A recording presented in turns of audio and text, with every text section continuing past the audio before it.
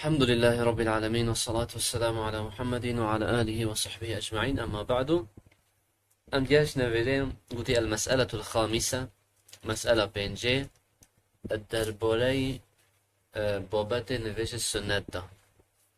قلت في جرد بحثت شكلي كدن سجود التلاوة، أبا بحثت سجدة برنا تلاوة، يعني أو سجدة قرآن ده هي كملو دش كده. قلت يا مشروعيته وحكمه، يعني که سجده درست مرو ببد وقت دیگه جه سجده قرآن ده حکمه چیه؟ يعني سنة مرو ببد آن إلا ببد واجبه شوية. قلت وهو مشروع عند تلاوة الآيات التي وردت فيها السجدات واستماعها.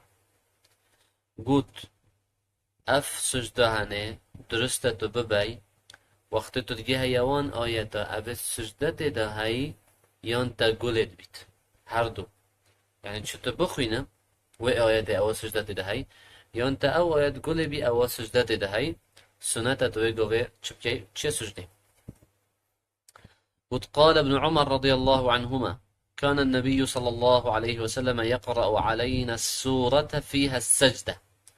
قلت پیغمبر خدا عليه الصلاة والسلام ده سورة كي بما خوينتن سجدة دهبي فيسجد وقت جهش با جه سجده دا چتا سجده ونسجد معه قد أمجي دا ديال چينا سجده. قلت حتى ما يجد أحدنا موضعا لجبهته. قلت حتى ولتات كسمت جهة أني بخانة ديت كل جهة پیدا كربا أني خب دانده طبيعي أبا غيري نواجه دا بطريق نشتينه پیغمبر دا خوينت عليه الصلاة والسلام. قلت هم دا جهة بخا پیدا كن أني خب دانينه سجده ببين. قلت وهو سنة على الصحيح. قلت سر قلتنا درست سجده خاندنا قرآن سنة وليس بواجب، نواجبت إلا دبي، أجر تو نبيج تو نيقونها كار، بس أجر تبرد خدا خير به. فقد قرأ زيد بن ثابت على النبي صلى الله عليه وسلم والنجم. زيد كرة ثابتي سورة والنجم السر پیغمبري خاند عليه الصلاة والسلام فلم يسجد فيها وتدانت شو سجدشي، فدل على عدم الوجوب. هذا دليل كنا واجبه، أجر واجب وفيت شوبه وفيت پیغمبر شوب عليه الصلاة والسلام. قلت ويشرع سجود التلاوة في حق القارئ والمستمع. وقلت سجده خاندنا قرآنه يا مشروع أو يا درسته بو أويد خينيت و أويد قلت بيتشي إذا قرأ آية سجدة في الصلاة أو خارجها. قلت وقتت آية سجدة خينه چت نویجه دا بید آن نت نویجه دا بیدن تو ده چه سجده و هر وقت تا گلد بیدن نویجه دا بید آن نت نویجه دا بید سنت تا بچه سجده. طبعا اگر نویجه دا بید امام چو تو ده چه کنه چو تو ناچ. قد لفعله صلى الله عليه وسلم ذلك عندما كان يقرأ السجدة، چونكي پیغمبر بخواه ذاكر عليه الصلاة والسلام وقتی که آیات سجده خوانده با دا چی تا سجده. ولسجود الصحابة معه كما مر في حديث ابن عمر فيسجد ونسجد معه. قلت هروسا امد بجين او جهلت بيت او جدش تسجدش برچه چونكي صحابيات جي وقتی كو قل ببان اد قل پیغمبری چون سجده عليه الصلاة والسلام چاوت حديث ابن عمر دهاتي قلت پیغمبر دا چی تسجده و ام جد قل بيت چون سجده مع العلم اوانا او آيات نخان بي بس قل بي لو ما چون. قلت والدليل على مشروعيته في الصلاة. وقلت دليل چيه كنت نفيجش دا فيد مروف هربش تسجده ناجي سنة. قلت ما رواه البخاري ومسلم عن أبي رافع قال صليت مع أبي هريرة العتمة. قلت متقال أبو هريرة نفيج عيشة كر فقرأ إذا السماء انشقت. قلت أبو هريرة في سورتها نخوان سورة انشقاق فسجد. طبعا السجدة كتو سورة دهي. قلت وقتی يهشت آيات السجدة فسجد أو شو سجدة. فقلت ما هذه. قلت بشي نفيش خلاص بوي قلت أبا چه بيتا كده. قال سجدت بها خلف أبي القاسم صلى الله عليه وسلم. قلت أبو هريرة قلت من أف سجدة يبر البشت أبو القاسم صلى الله عليه وسلم من البشت نفيش تكر أو شو سجدة أجي يتقال شوي لو ما وقت أجي نفيش تكر ما تشم. فلا أزال أسجد فيها حتى ألقاه. قلت أجي بردوام سورة انشقاق دا وقت نویج داد خوینم ده چما سجده حتى دقهما پیغمبر عليه الصلاة والسلام. فإذا لم يسجد القارئ لا يسجد المستمع.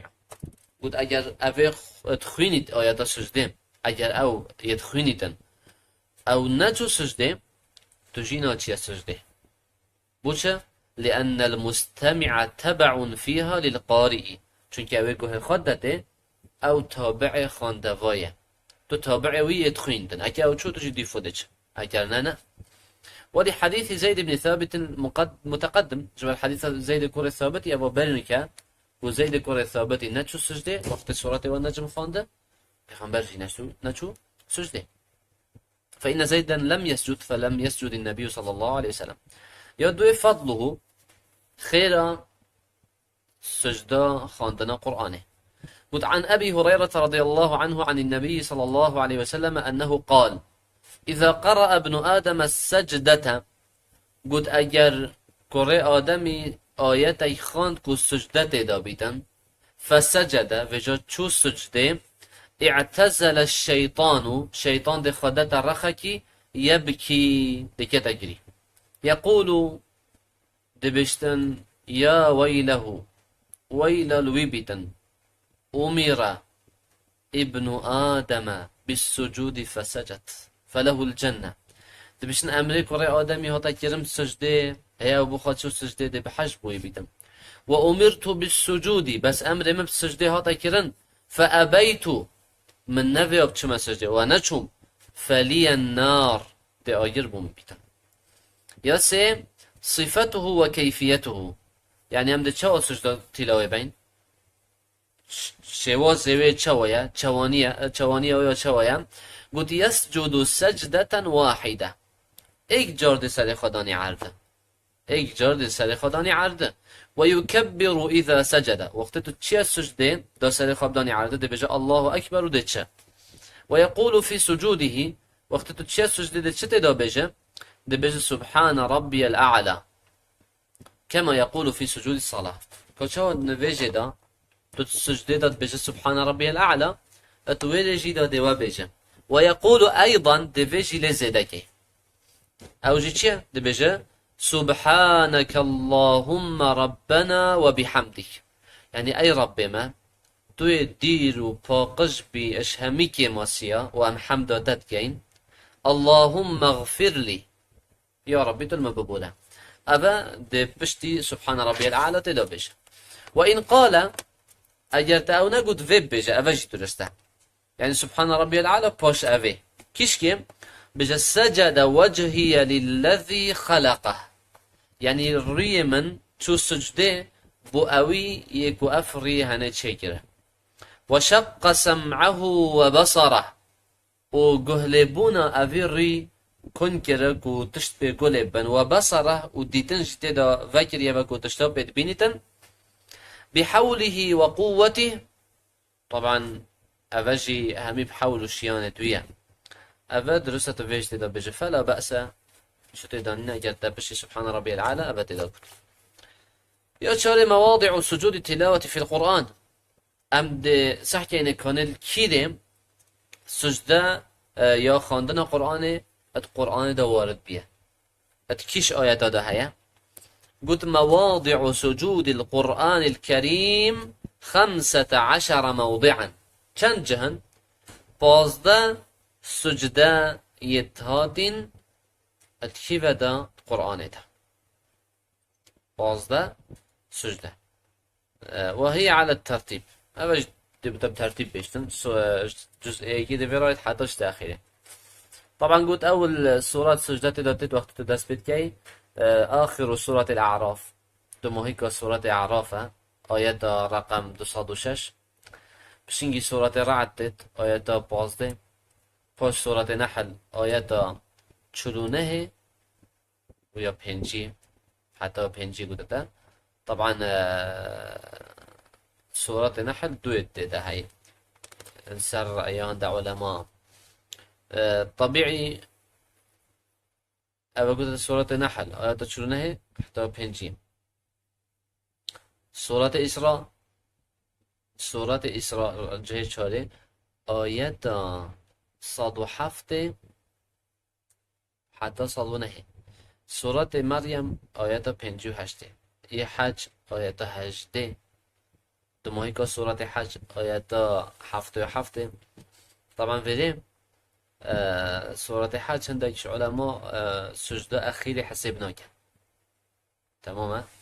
هندك علماء شد كان سجدة دوی اول دماغی بجنو نجه سجده لمد بین 14 جهن. بس که تحسب كده بنا باست. سورة فرقان جه 8 آیت 73. سورة نمل آیت 25 حتی 26. گوده سورة سجده بخوشی آیت 15. سورة فصلت آیت 37 حتی 38. آخر سورة نجم و جه 12 آیت 62. سورة انشقاق آیت 20 حتی 21. دماهی که سورة علق آیت 19 و 14 با جه 15 کنه. والخامسة عشر هي سجدة سورة صاد أو سجدة وسورة صاد هذه، وهي سجدة شكر. أو بخاص سجدة شيء يا شكرية يا سباسية. فعن ابن عباس رضي الله عنهما قال ليست صاد من عزائم السجود، وقد رأيت النبي صلى الله عليه وسلم يسجد فيها.